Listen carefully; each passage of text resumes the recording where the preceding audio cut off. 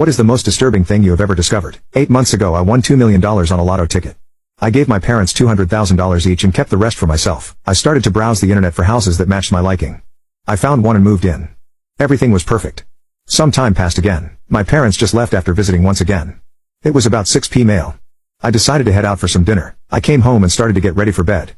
I laid in bed and fell asleep. I was awoken by what sounded like a scream outside my window. My eyes shot open. I watched the curtains move in the breeze as I listened to it echo in the night's silence. It scared the crap out of me. My heart was in my throat. I started to calm down when I remembered that foxes made similar noises. Effing fox, I murmured to myself. I started to drift off when it happened again. This time it sounded closer than the other. I sighed and got up out of bed.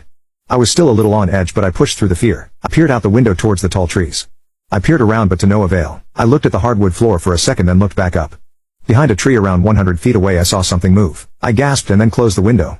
I ran back to bed and hid under the covers. The reason for my panic was a story my grandpa told me when I was 14.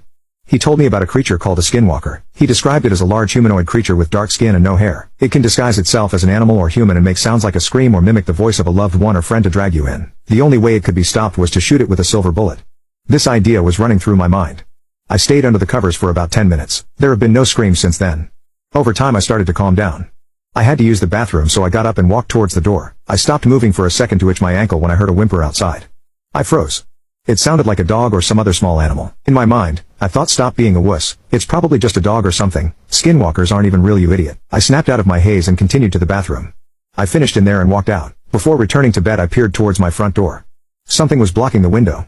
There is a porch light, so I could tell something was there. I thought that maybe it was a desk I ordered that might have shown up sometime after I went to sleep. I watched the mass for about 5 seconds when my heart dropped. I watched as the mass slowly shrank below the window of the door. I started to hear the whimper again, this time muffled by the front door. I laid my back behind the wall by the stairs and pulled out my phone. I started to dial the number of one of my neighbors, Paul. I called Paul because he is a professional hunter. He has a lot of weapons, so he was the best choice. He didn't pick up the first 2 calls but picked up the third. In a groggy, annoyed voice he said,